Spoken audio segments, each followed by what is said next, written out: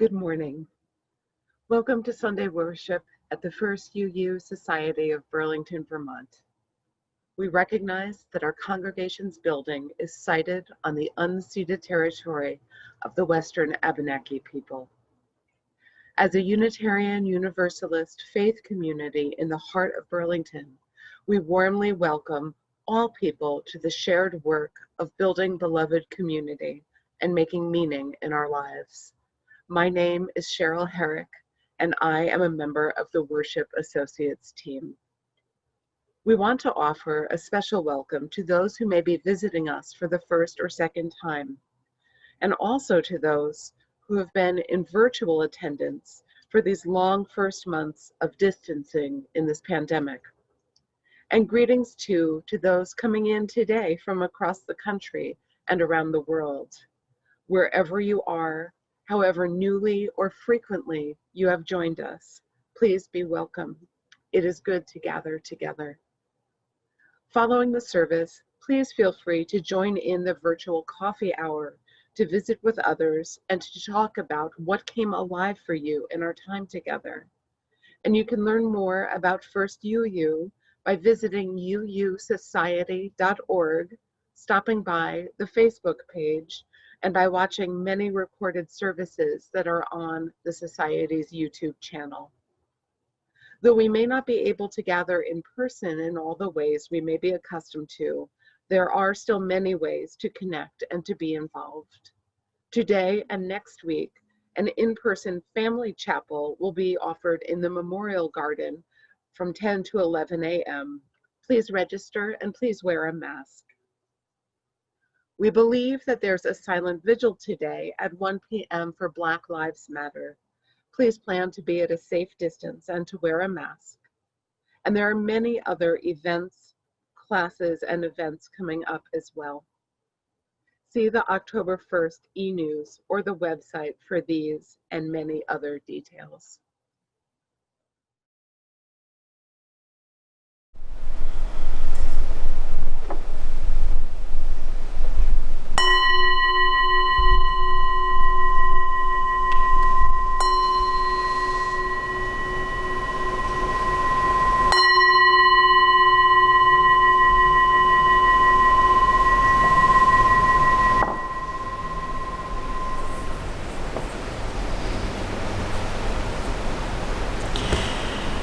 As we get ready to light the flame of our chalice, symbol of Unitarian Universalism around the world, you might want to find your own chalice, your own candle, your own light, so that you can light it with me.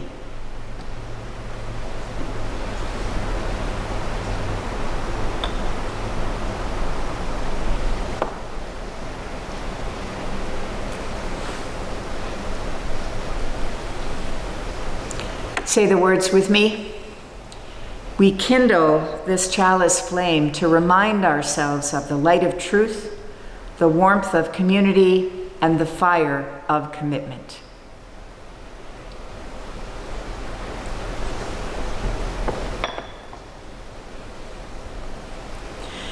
The opening words this morning come to us from Marcus Aurelius, 2nd century AD emperor of Rome and Stoic philosopher.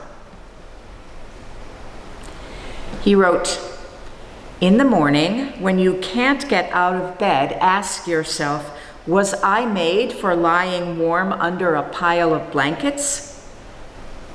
But I enjoy it here. Was it for enjoyment you were born? Are you designed to act or be acted upon? Look at the plants, sparrows, ants, spiders, and bees, all busy at their work, the work of welding the world. Why should you hesitate to do your part?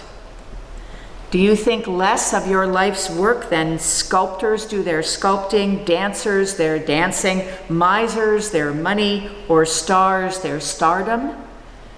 To you, does the work of building a better society seem less important, less deserving of your devotion?"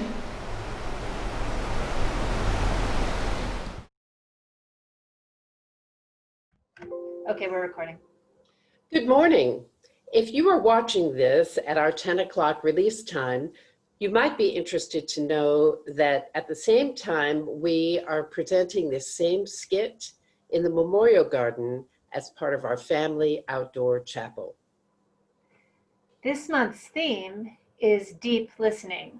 So here in this box, I have an ear. I don't think so.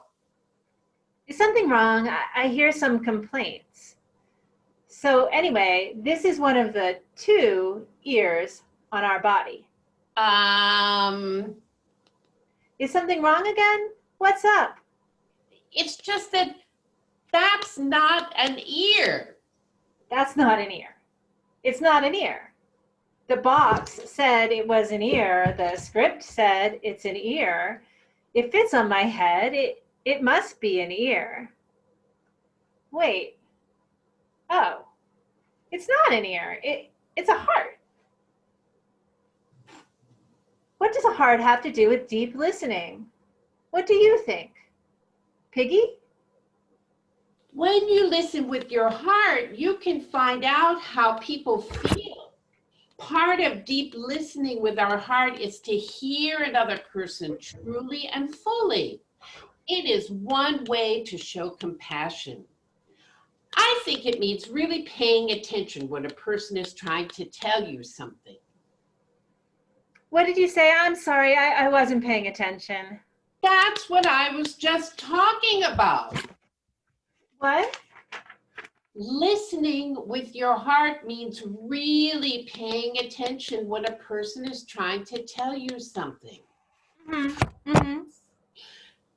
Listening with your heart means really paying attention when a person is trying to tell you something. Yeah. Oh, I give up.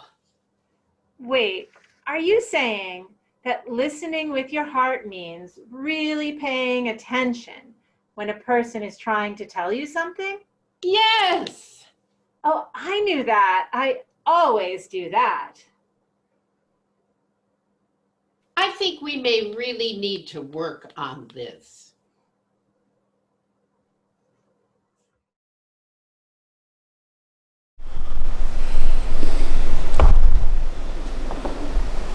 Would you be quiet with me just for a few moments of meditation or prayer or stillness or just breathing, each of you according to your own custom and habit? Our meditation today starts with a prayer by the Reverend Gary Kowalski, who was the minister of this First UU Society in Burlington for many happy years. He calls this listening with the heart. Maybe prayer doesn't mean talking to God at all. Maybe it means just listening. Unplugging the TV, turning off the computer, quieting the mental chatter and distractions. Maybe it means listening to the birds and the insects, the winds in the leaves, the creaking and groaning of the trees, noticing who else is out there, not far away, but nearby.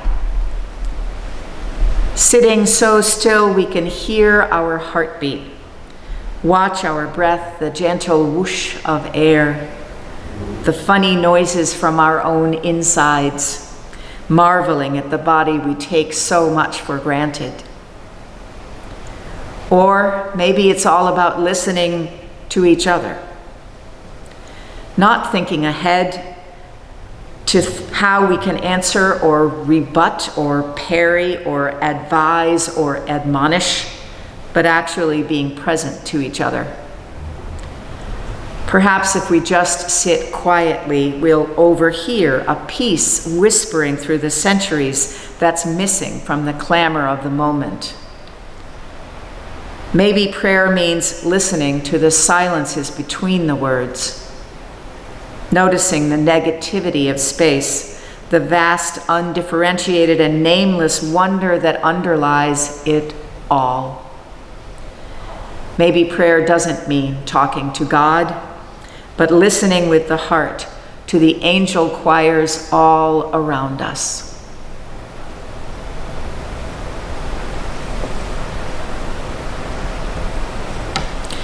In the midst of all the noise and the lies and the anger and the violence, even in the midst of a pandemic, life is full of joys. A fabulous October day, the blessing of a friend, the beauty of a child, new beginnings, new hope. And amid the joy, there is sorrow, fear and anger about our country, about politicians failing to lead, sadness and frustration that so many are suffering, struggling to manage without enough income or safety or support or health or even a friend. Sorrow that we live in a society where unfairness is built in and we don't know how to change it. Listen with your heart for your own joy, your own grief, for the angel choirs all around. Open your heart, then open it more to the joys and sorrows carried by all around you, by your neighbors, your family, your enemies, your friends. Let us rest for a moment in the silence we make together.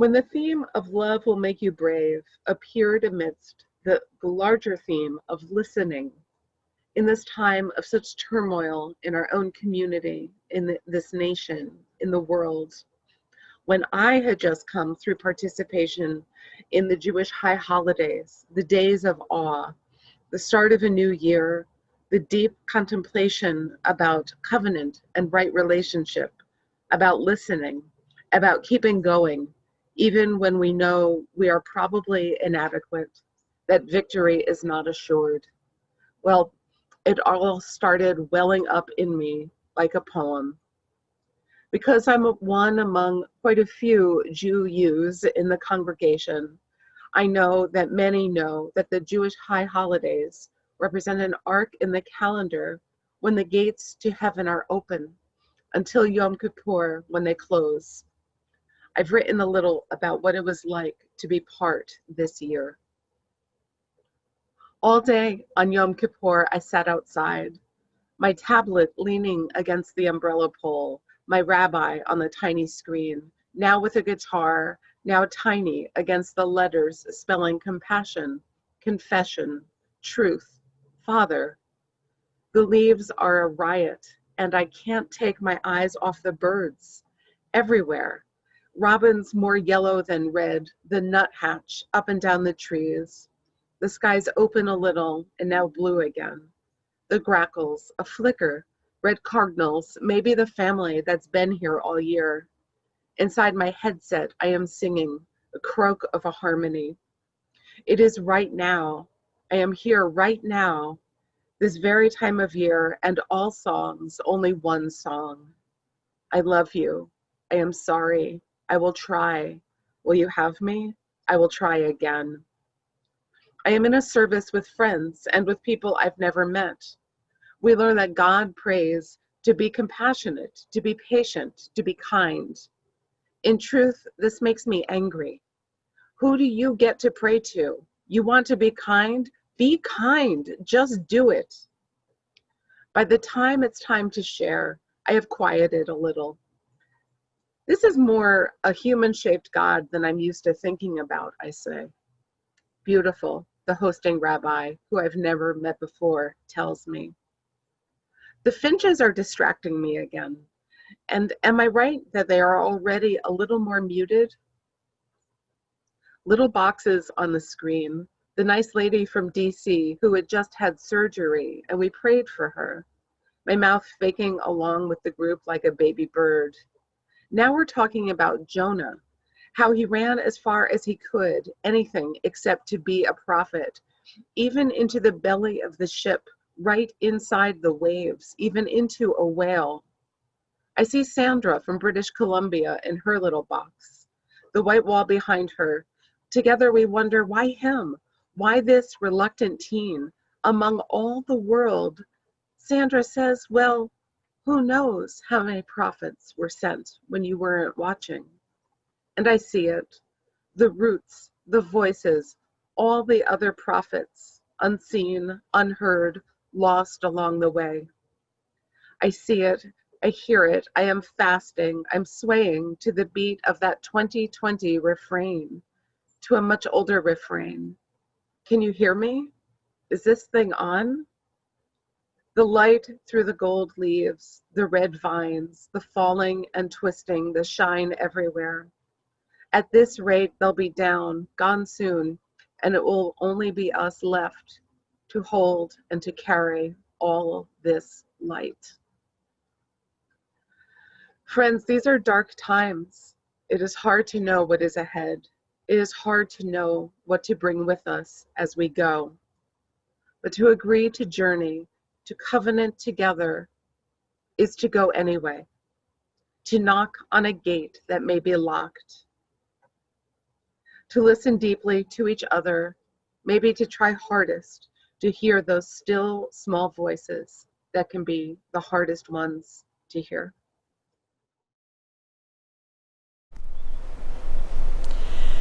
Every week, as a part of our worship together, we take up an offering.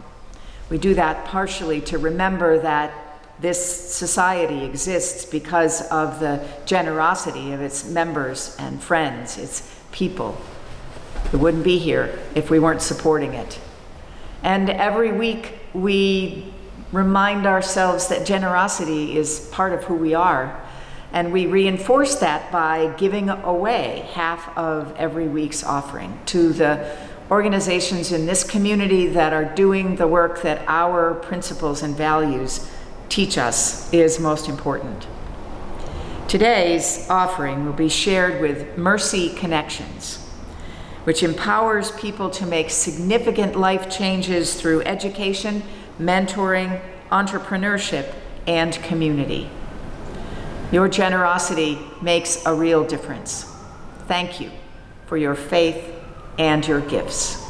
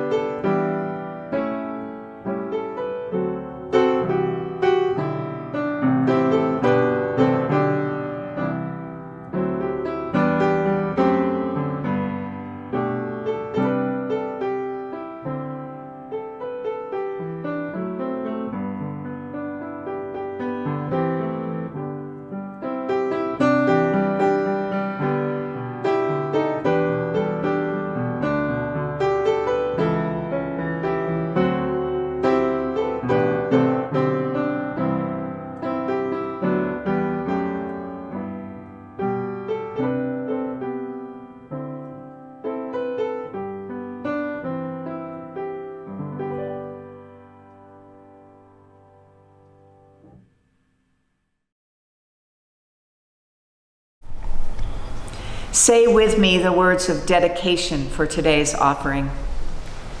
With gratitude, we dedicate these gifts in the service of our mission to inspire spiritual growth, to care for each other and our community, seek truth, and act for justice.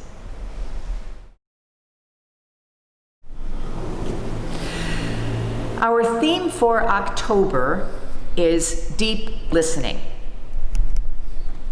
Deep listening. It's a good thing for us to think about, a good thing for us to try to do at this time in our history, at this moment in our lives. It's good because it is always important to listen. And if you forget, you might remember that wonderful little story that Erika and Margo and Piggy the puppet told earlier in the service, a reminder that even when we're saying all the right stuff about listening well, we are not necessarily doing it. That story doesn't quite get to the happy ending, but it leaves open the possibility that maybe the next time. It's important to pay attention. It's important to listen with our hearts open, because when we don't, life and all the important essential people around you and all the important essential wisdom that they have to share, we'll miss it. And then it will be too late. Deep listening is a good thing to do at any time and this time. Everybody talks about how divided we are in our country. The truth is, dividing ourselves into opposing groups has always been a part of human experience. It's sometimes just especially evident. Division and fear and anger, they make people behave badly. They keep us up at night, make us cranky, distract us from what is actually important.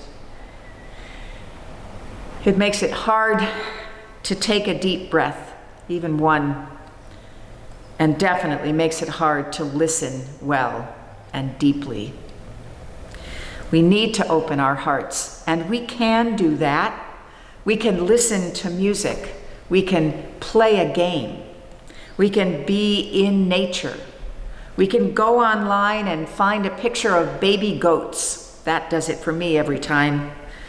We can read an article or watch a movie about someone who is changing the world right now just by doing something that makes something good happen for other people. Maybe right in your town.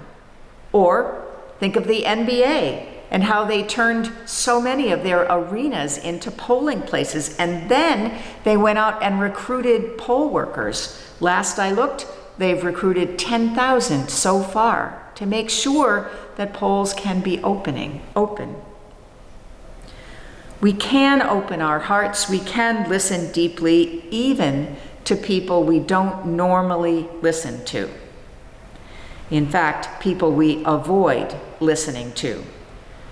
And we avoid them because we know we don't agree with them. I'm going to be honest here and switch to the first person. I avoid people because I know I don't agree with them. And I know it because of their lawn signs or their social media posts or their religious or political affiliations. Sometimes because of the car they drive or the way they talk or how they look or what a friend told me.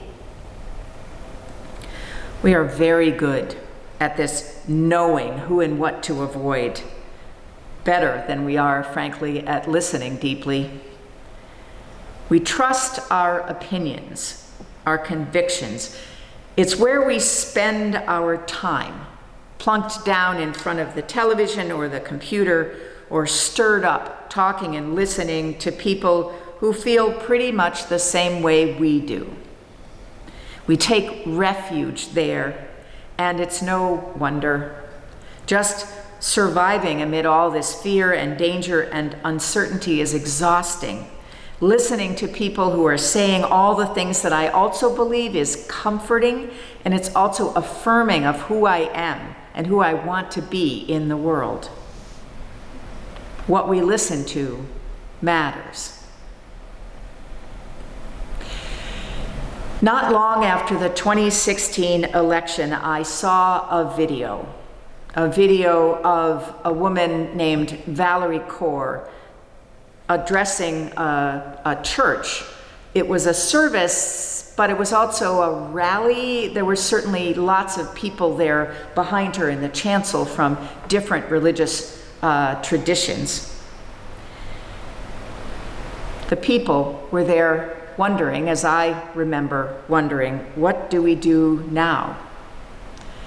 Valerie's talk was about how the world is dangerous and getting more so, how it is unjust and unsafe, how Black and brown people were and are at risk, not just because of insults or false accusations, but real physical risk, and that it was getting worse. The future is dark, she said in this talk.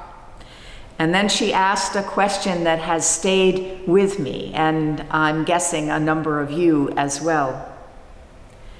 But is this the darkness of the tomb or the darkness of the womb?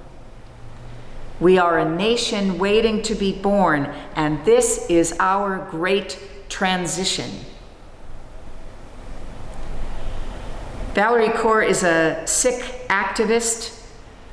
Sikh is the name of the religious and cultural tradition that she's a part of, sometimes pronounced Sikh, but Sikh is correct. She's also a filmmaker and a civil rights lawyer.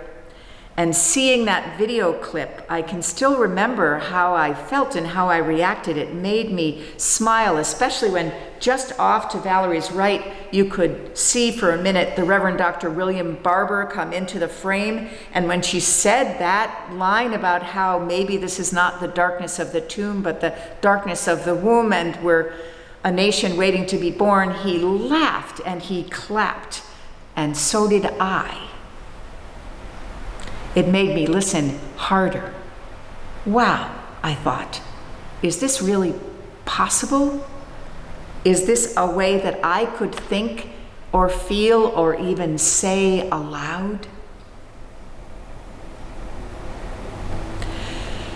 This year, in 2020, in June, Valerie Kaur published a book that she calls See No Stranger, a memoir and manifesto of revolutionary love.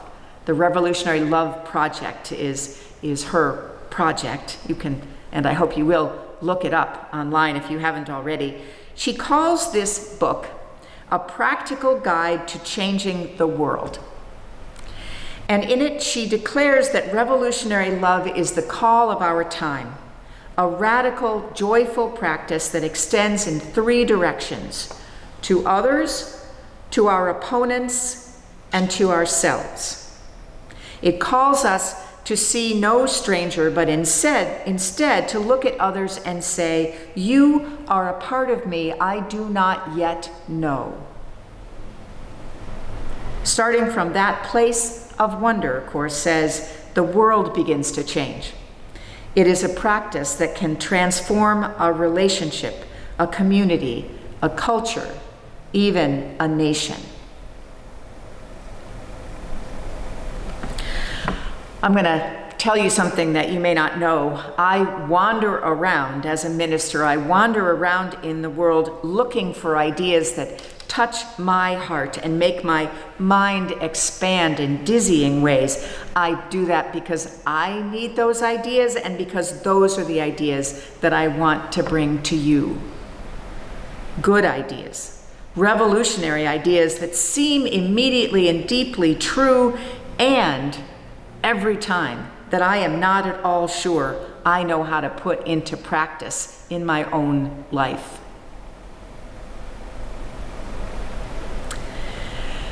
Valerie Kaur and the Revolutionary Love Project say this: love calls us to look upon the faces of those different from us as brothers and sisters, as siblings. Love calls us to weep when their bodies are outcast, broken, or destroyed.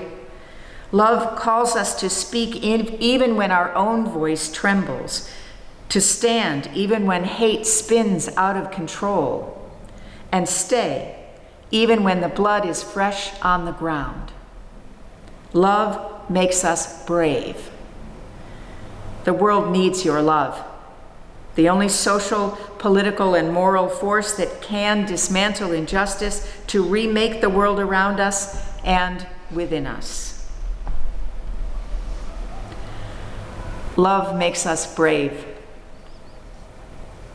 I've been thinking a lot about this for the last week or so. I deeply want it to be true, even of me, and I'm not always sure. I don't think of myself as brave. A person who speaks brave words sometimes, maybe. But I'm also the person who, as a child, this may be a memory and it may be an imagination. I was the child who, when all of the kids were climbing up a tree to jump out on the rope swing over the river, I was the one that climbed up the tree and then came down again and delivered a lecture on why I had changed my mind. I don't know that I'm brave. But then I thought about my children. I thought about the times when, as a mother, because one of my children needed me to be brave, I did it. I knew how to do that. I knew how to take the child who needed stitches and stay there with him in the doctor's office. I knew how to respond when one of my children needed me, didn't know what to do. I didn't either, but I knew how to stay, how to be there, how to be as calm as I knew how to be, in the hope that it would help him believe it too would be all right. Love has made me brave. Love has made you brave too,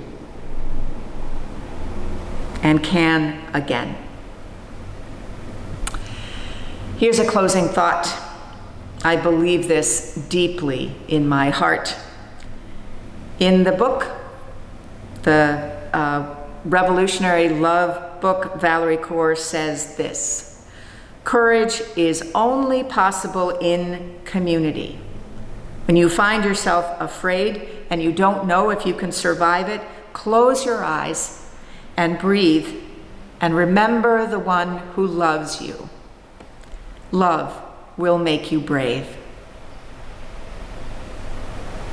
This time calls us to love and to let our love make us braver than we knew is possible.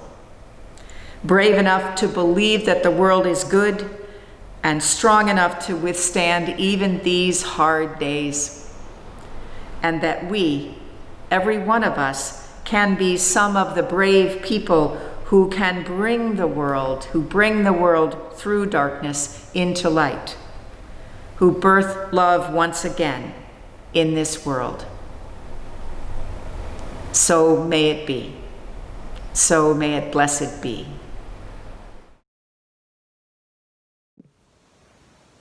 Hi everybody. Allison and I are going to sing together and lead you through our hymn, which is Ubi Caritas. It's hymn number 1048 in the Teal hymnal. And this text is ancient. It comes from way back, and it's in Latin. It says, Ubi Caritas et amor Deus ibi est. Where there is charity and love, God is there. Has this lovely, lovely melody, and we'll sing it together to start off. Ubi Caritas et amor,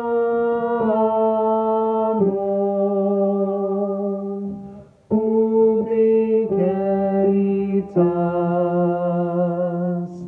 Deus ibi est, ubi caritas et amor.